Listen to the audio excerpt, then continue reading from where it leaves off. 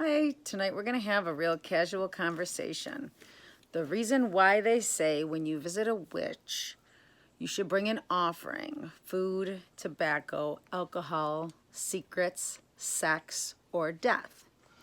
And there are reasons for this. And we're going to talk about one of the number one reasons is because when you go to the witch, you're going for some kind of enlightenment, or you're going to ask a favor. You want favor from the witch. You want her to cast a spell. You want her to perform something in your favor. You want her to predict something for you. You might want to know something, get into somebody else's mind and figure out what they're thinking and maybe what somebody else's intention is. You might want her to cast a spell for favor for a job. You might need help with impotence or pregnancy or anything. It could be anything. And when you go to a witch and you ask for favor, witches, we ask for favor too. We have an altar and we go and we work with spirit. Some of us work with spirit. And when we ask for favors, we make offerings and we spend a lot of money on our offerings. We offer fruit, honey, cigarettes, cigars, marijuana. We offer tons of candles. I might spend probably $60 a month on candles. I might go through 2 bottles of Florida water, maybe 3 a month. It's $6, $7 a piece. Might cost me $21 a month in Florida water. Fruit is very expensive. I always have apples, oranges, pears, tangerines on the altar, especially for my grandmother. Liquor costs me a lot of money. I go through quite a few bottles of liquor for my altar. I don't personally drink, but the Giordano side of my family does. And if I need a big favor, if I need a lot of money, or I need some right to be wrong, or some wrong to be right, I have things on my altar that I asked for a couple of favors that were my things were answered because people that maybe have hurt me got very hurt back. Things that I need, I also ask my ancestors for, ask my spirit guides for. When I need a message to come in clear, they are who whisper things to me. I hear their voices. I hear them speak. My predictions come from them. My grandma Lucy, she's a healer. So my healing gifts come from her and they're passed down through generations. And the things that I have received, those gifts, they are called gifts. They're gifts. The reason they are gifts is because they've been bestowed upon me because I had a calling. So I need to honor that calling. And I honor that calling by honoring the ancestors who left those gifts for me and who opened the doorways for me. I honor them by lighting the way for them. I honor them by keeping them hydrated, by giving them constant water. I honor them by giving them things that they loved: liquor, fruit. My grandmother always had a bowl of fruit. My father I have his glasses on the altar so we can see where he's going on the other side.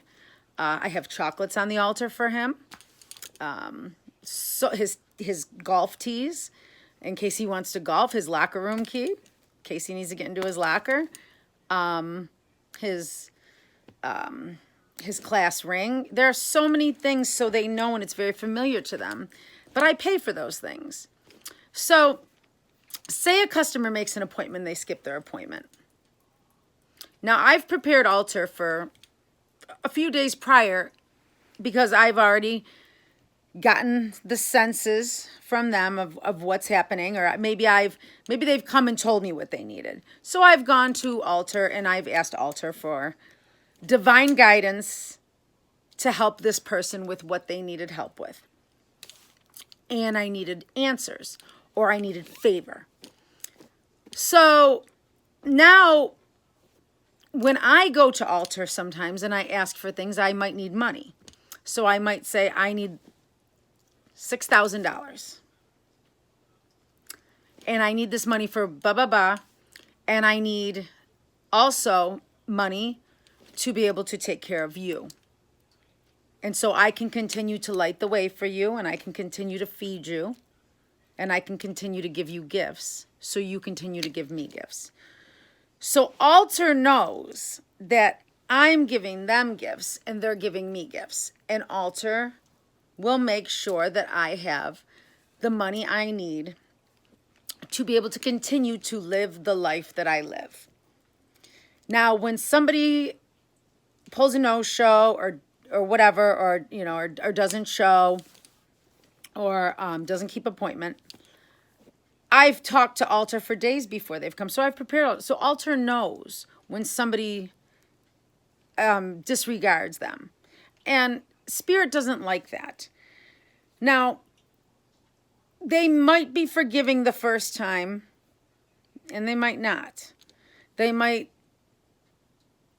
be upset. My father's not a very forgiving person. So, his spirit might not be so favored for you. And that's not really what you want to do. You never want to really miss an appointment with a witch, because it's not just her you're missing the appointment with. You're missing the appointment with so many more elements that are in this whole level and element and in this whole realm. So when I speak to spirit and prepare spirit, and then you don't show up for spirit, that upsets spirit. When you ask for favor and spirit's getting prepared to give you the favor, and then you don't show up and give spirit, because when you give something to me, when I charge you, I give it to spirit. So you don't really realize what you're actually doing. So say I have to get prepared for something for you. So say you need something done. So now I might not have certain things, certain flowers or certain herbs. Maybe I don't grow those ones. So maybe they're not familiar to this area. So maybe I have to order these herbs, and maybe this costs me a lot of money. So now you've taken money away from spirit for your appointment to purchase these things for you.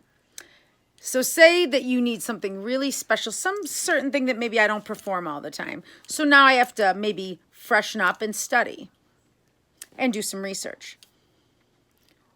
So now you've taken time away from my children, time away from spirit, money away from spirit, and spirit doesn't like that. So when your life goes into a whirlwind and a complete downfall, it's not me. It's spirit. When you ask a witch for anything at all, ever, you should always make sure you compensate her. And this is not just me. This is all witches. You never ask for a favor from a witch and give nothing in return, because it will take from your life. It always will. Because spirits are with us constantly, and they hear you, and they know. So when you let us down, you let down the divine. There's nothing we could do for you after that. There's only so many times spirit will tolerate something like that. It has absolutely nothing to do with us, and it has everything to do with your own fault. This is your fault. This isn't witch's fault. But you need to remember, when you want something and you're sincere about it, a witch will never have any problem helping you. But always have compensation and offering. I don't ever go to my altar without offering something, because it's rude and it's disrespectful, and I would never do that. I constantly take care of my altars, and I constantly make sure they're clean, they have fresh water, they have everything they like, everything is perfect. Their fires are lit daily, because I am constantly being rewarded for the things that I do for spirit. I will do a part 2 to this. That way, I would like to talk to you about altars. And I would like to show you some things about altars and how and why we have them and why we use them. That way, if you would like to honor some of your ancestors and you would like to start an ancestral altar, since this is your first line of protection in this realm, is always the people that were closest to you in this, on this planet, in this atmosphere, in this realm. Those will always be your first warriors. Those will always be the people that are going to protect you first and foremost. Then your spirit guides. Then deities, angels, things like that. And then you work your way up the ladder. But nevertheless, you know, you always have to understand there's always somebody higher up than you, okay? And why they say, don't mess with that person because you don't know who they have on the other side. And you don't know how dangerous those people could be and what they're capable of. Because you might have a great spirit. You might have a kind, your whole family might be kind. My whole family might not be. They might not be so forgiving. They might not be so kind. And they might really go to war for me over some things. And, you know, some spirits take great offense to certain things. So you have to remember, you know, who are you offending here when you do certain things?